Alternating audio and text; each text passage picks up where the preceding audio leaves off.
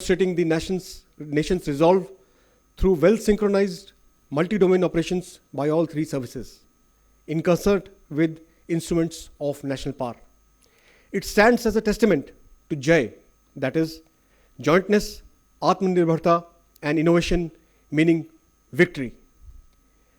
Post cessation of firing on 10th of May 2025, the Director Generals of Operations of the three services had briefed you on the conduct of operations. In the past 1 year, we have some more insights into these operations. To enlighten us further, we have the very same three Director Generals of Operations of the three services who had briefed you on 11th and 12th of May 2025. In addition, we also have with us the Deputy Chief of Integrated Defence Staff Operations, Lieutenant General Zubin A. Minwala, on the stage, who will talk about the joint operations. I would acquaint you with the proceedings today. Initially, the general officers will be briefing you all for about 5 to 6 minutes each. Thereafter, we'll go in for question answer session. Now, I hand over the proceedings to Lieutenant General Rajiv Ghai. Please, sir. Good afternoon, ladies and gentlemen. I begin by paying a very sincere homage to the 26 innocent lives that we lost in Pahalgam last year. We wish their families and we pray for them that God will give them the strength to bear this very sad, unfortunate and irreparable loss in their lives. It has been a year to the day since Operation Synindhur was conducted. And as the then DGMO, I look back at not only a military operation, but possibly a defining moment in India's strategic journey. Operation Synindhur saw India very consciously and coherently go beyond its erstwhile approaches and methods and target terror across the line of control and our international boundary with Pakistan. With precision, proportionality, and a clarity of purpose. It was a statement of resolve, responsibility, and strategic restraint by a nation. From the outset, the government gave us two clear directions: clear politico-military objectives and the operational flexibility to achieve these. The clearly stated end to destroy and degrade terror ecosystems, disrupt their planning, and deter future aggression from these bases was very unambiguously spelled out, while the armed forces were entrusted the wherewithal to plan and execute this operation. This balance between firm direction at the top and professional autonomy and flexibility at the operational level was a critical key to our success last year. It allowed us in the military to adapt swiftly, to deconflict, to synchronize, and to respond decisively in a dynamic, multi-domain battlefield. Operation Synindhur underscored India's evolving whole-of-government approach, which played out in a clockwork fashion on the battlefield. The highest offices and ministries of the government, intelligence agencies, cyber and information operation institutions, border guarding paramilitary forces such as the BSF, all worked in concert with the armed forces to execute an operation which is now being widely acknowledged as the gold standard, both militarily and strategically across the world. Operation Synindhur was also a joint tri-services effort. It integrated land, air, and maritime capabilities with shared situational awareness, common operation and intelligence pictures, and real-time decision-making. Standoff precision strikes, 9 in all, 7 executed by the Indian Army and 2 by the Indian Air Force, were timed to perfection, achieved total surprise, and inflicted maximum damage in each established terror hub deep in Pakistan occupied Jammu and Kashmir and heartland Pakistan, signaling that no sanctuary is safe.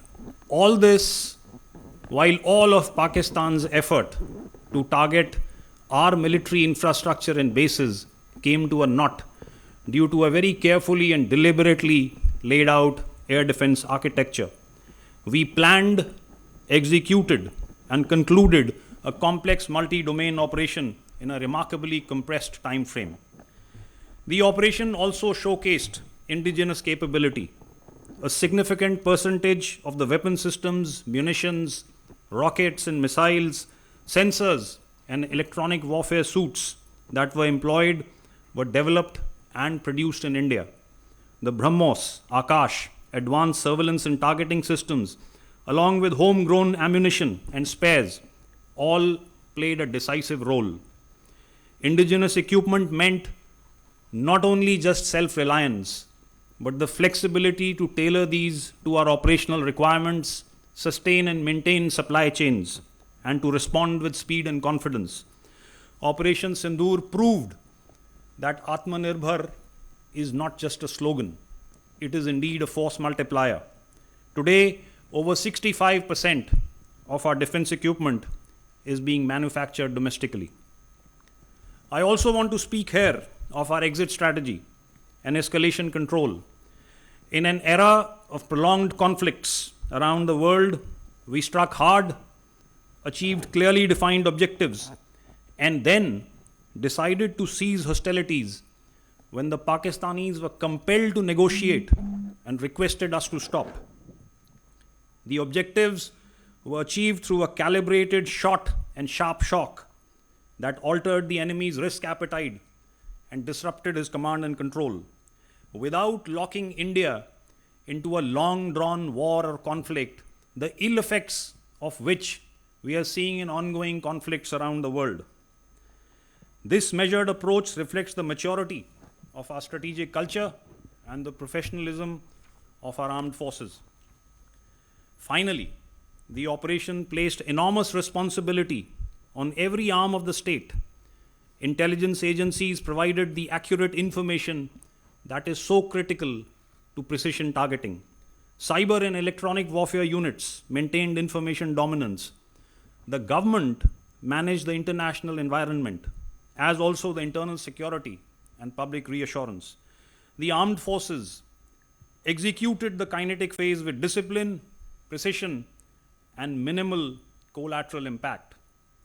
This multi-agency, multi-domain coordination will remain the template for future operations. Operation Synindhur was not an end. It was just the beginning. और यहाँ पर जन कवि दुष्यंत कुमार त्यागी की एक मौलिक रचना का प्रभावशाली अंश मैं आपके सामने रखना चाहता हूँ. सिर्फ हंगामा खड़ा करना मेरा मकसद नहीं. सिर्फ हंगामा खड़ा करना मेरा मकसद नहीं. मेरी कोशिश है कि ये सूरत बदलनी चाहिए. India's fight against terror, ladies and gentlemen, will go on. A year on, we remember not just the operation, but also the principle behind it. India will defend its sovereignty, its security, its people, decisively, professionally, and with the utmost responsibility. Jai Hind. Good afternoon, friends. Today, it is 1 year and 15 days since the horrendous Pahalgam massacre. And as my friend Rajiv alluded, exactly 1 year since our first weapons hit the target. The Pahalgam incident in itself is an incident for which no amount of condemnation and no amount of repudiation will ever be enough. We cannot bring back our fellow countrymen who were massacred in cold blood on the 22nd of April 2025. But we can certainly resolve to ensure that such incidents are not repeated. Operation Synindhur, which remains paused, is an effort towards that resolve. Since times immemorial, we have lived with a simple philosophy of live and let live. But when our desire for peace is mistaken for weakness and our silence is taken as absence, there is no choice but to act. And when we act, there are no half measures. It is decisive, it is lethal, and it translates into Operation Synindhur.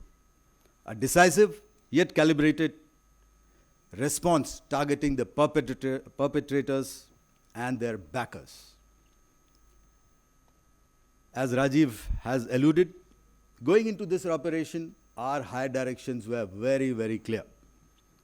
The objective was clear, and the forces were given full operational freedom. Jointness was built into this operation from conceptualization to execution.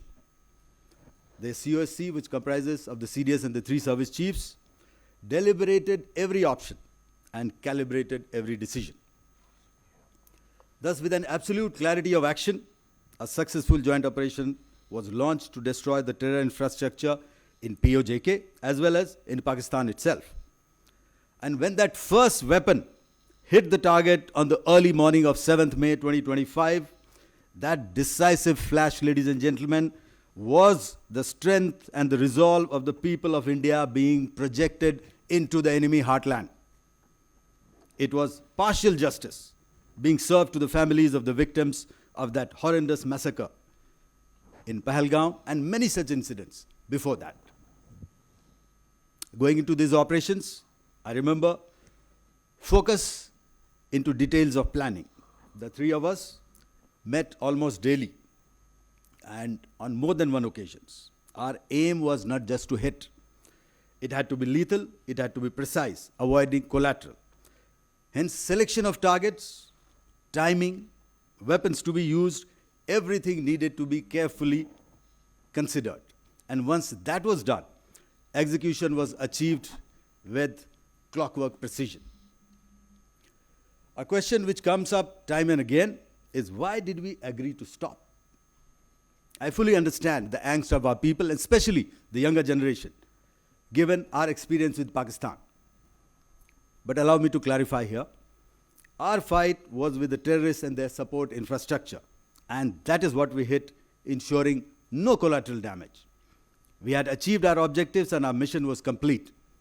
But when Pakistani establishment decided to side with terror and make it their own fight, we had no choice but to respond in kind. It was about self-defense, much beyond a counter-terror operation. When we responded, it was lethal and ruthless. And after taking the beating, sense kicked in the adversary, and they asked for cessation of hostilities. We paused when the request came, we stepped back, but we didn't blink. We had delivered the message, and the message was very clear. That is, misadventure will not go unanswered. Acts of terror will carry consequences. A lot of time this question comes up over the past 1 year. What are the lessons? Well, in the defense forces, we are continuously evaluating our options and drawing our lessons through exercises, training, and simulation. But of course, there is no better training ground than an actual operation itself.